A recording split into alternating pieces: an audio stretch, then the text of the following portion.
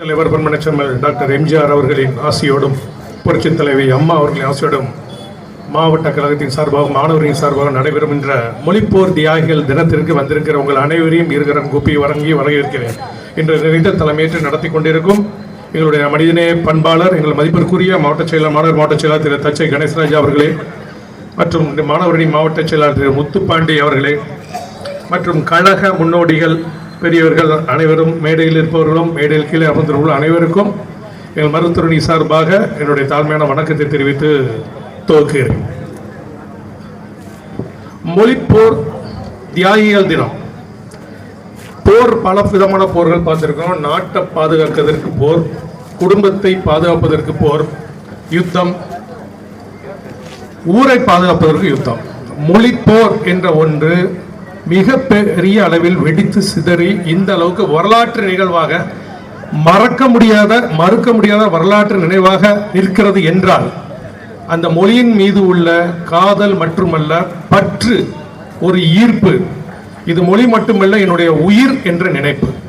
அதுதான் மொழிப்போர் மூல ஒரு காரணம்.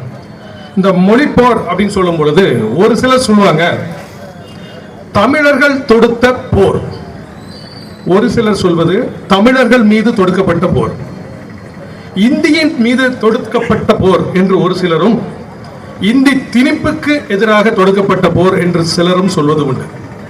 இந்த போர் என்று வரும்பொழுது தமிழனுடைய ரத்தத்தில் கலந்தது யுத்த கலை. ஆதி காலத்தில் பல யுத்தங்களை செய்த தமிழன் கடந்த 100 ஆண்டுகள் செய்த போர் என்பது 3 நிலைகளில் மட்டும் அவன் செய்த போர் அல்லது யுத்தம். ஒன்று, சுதந்திரத்திற்காக அவன் இறங்கி செய்த போர் அல்லது யுத்தம், அது 1947 முடிஞ்சு போச்சு. இரண்டாவது, எமர்ஜென்சி திணிப்புக்கு எதிராக அவன் கலங்கி அடித்த ஒரு போர் அல்லது யுத்தம், அது 1977 முடிஞ்சு போச்சு. ஆனால் மொழிக்காக தமிழன் செய்த போர் யுத்தம் 80 ஆண்டுகளாக தொடர்ந்து கொண்டிருக்கிறது, இனியும் தொடர வாய்ப்பு இருக்குது என்பதுதான் உண்மை. ஸோ அத்தகைய சூழ்நிலையை பார்க்கும் பொழுது இந்த மொழி போர் என்பதை கிட்டத்தட்ட 3-4 காலகட்டங்களாக பிரித்து கொள்ளலாம்.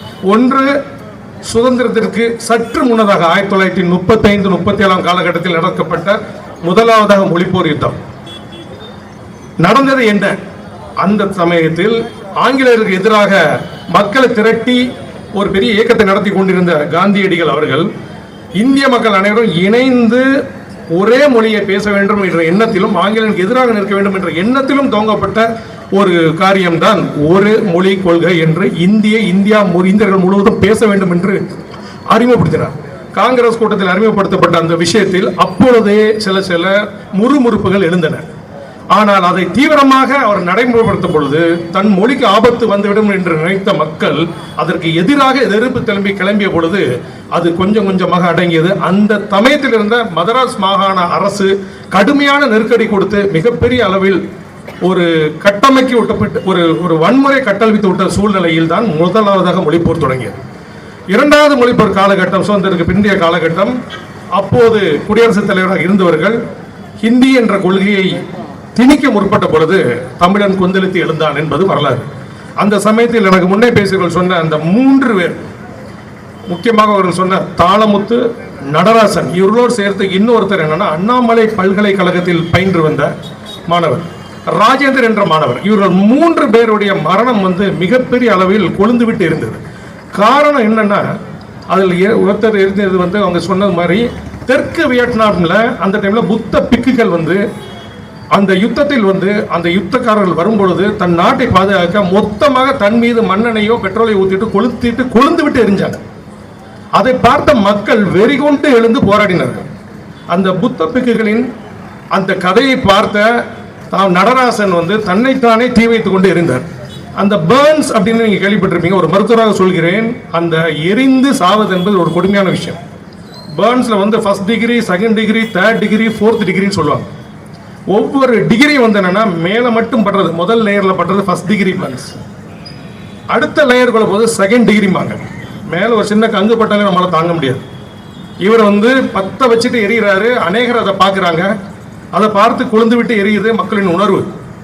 தேர்ட் டிகிரி ஃபேன்ஸில் வரும்பொழுது தோலை தாண்டி 7வது லேயரை தாண்டி உள்ளுக்கு போய் உங்களுடைய ஸ்கின்னுக்கு அடியில் உள்ள நரம்புகள் மற்றும் இரத்த குழாய்கள் எரியும். 4th டிகிரிங்கும் போது அதுக்கும் உள்ளே போய் எலும்புகள் எரிந்து உருகி உங்க மேல உள்ள கொழுப்புகள் உருகிற ஒரு சூழ்நிலையை வந்து அந்த வேதனை தாங்கவே முடியாது. இந்த 4th டிகிரி பேண்ட்ஸ்ல இருக்கிறவங்க வந்து பிழைப்பது மிக மிக கடினம். அத்தகைய 4th டிகிரி பேண்ட்ஸ் அவரை மட்டும் இல்லை, அதை பார்க்கிறவர்கள் வந்து அதை தாங்க முடியாம தான் இறந்தாலும் பரவாயில்லன்னு சொல்லி வீதிக்கு வருவதை கண்டு அடக்க முடியாமல் திணறினார்கள். இதே சமயத்தில் அண்ணாமலை பல்கலைக்கழகத்தில் படித்துக் கொண்டிருந்த ராஜேந்திரன் அந்த மாணவரோட போராட்டத்தை ஒடுக்குவதற்காக போலீஸ் வந்து ஷூட் பண்ண போறோம்னு சொல்லும் பொழுது அவர்களுக்கு முன்பாக வந்து சட்டைகளை சுடுங்க பார்க்கலாம்னு சொன்ன மாணவன் ராஜேந்திரன். ஸோ அப்போ அந்த புல்லட் இன்ஜுரி வந்து அந்த பையன் மேலே படுது. புல்லட் இன்ஜுரி ஏற்கனவே சொன்ன மாதிரி பேர்ன் இன்ஜுரி மாதிரி புல்லட் இன்ஜுரி ஒரு கொடுமையான ஒரு விஷயம். அந்த புல்லட் என்பது அந்த பிஸ்டலுக்கு தகுந்த மாதிரி ரைஃபிளுக்கு தகுந்த மாதிரி ஒவ்வொரு புல்லட்டும் ஒவ்வொரு விதம். சிலர் உள்ளுக்கு போய் தொலைச்சிட்டு வந்துடும், சிலது உள்ளு போய் வெடிச்சு சிதறும், சரி உள்ளுக்கு போய் ரொட்டேட் ஆகி வெளியில் வரும். ஸோ இப்படிப்பட்ட சூழ்நிலையில் அது உள்ளுக்கு போய் வெளியில் வரும் பொழுது சதையை பீத்து கொண்டு சதைக்கு உள்ளே உள்ள நரம்புகளையும் எலும்புகளையும் இரத்த குழாய்களையும் தெரித்து கொண்டு வெளியில் வரும் பொழுது இருதயம் மட்டுமல்லாமல் நுரையீரலும் அவனுக்கு சிதறு.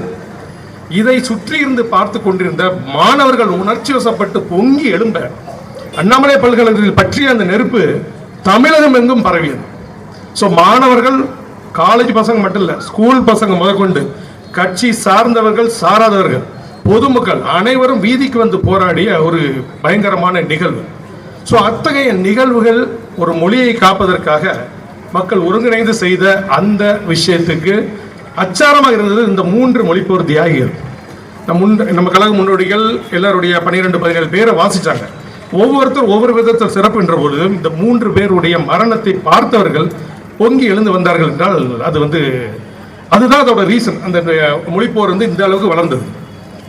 இந்த மொழிப்போர் நடந்துட்டு இருக்கும் பொழுது ஒவ்வொரு காலகட்டத்தில் ஒரு முதல்வர், டெல்லி சர்க்கார், முக்கியமாக சொல்ல போனால் காங்கிரஸ் சர்க்கார் தான், டெல்லி சர்க்கார் என்ன சொல்கிறதோ அதை செய்வதற்கு இங்கிருந்த சென்னை மாகாண முதல்வர்கள் பக்தவச்சலம் அவருடைய அந்த டைம், ஓமந்தூர் ரெட்டியார் அவருடைய டைம், அப்புறம் இறுதியாக காமராஜர் இருந்தார். காமராஜர் 1960களில் நடந்த 3ஆம் கட்ட மொழிப்போரில் அங்க டெல்லி சர்க்கார் சொன்னதை இவர் செயல்படுத்த வேண்டிய கட்டாயத்தில் இருக்கும் பொழுது காமராஜர் சொன்னது கடுமையான நடவடிக்கை எடுப்போம், எந்த அளவுக்கு வன்முறை வந்தாலும் அதை வன்முறை தூண்டும் அளவுக்கு நாங்க வந்து நடவடிக்கை எடுப்போம் அப்படிங்கிற கடுமையான ஒரு எச்சரிக்கை கொடுக்கும் பொழுது அண்ணா அவர்கள் சொல்கிறார்,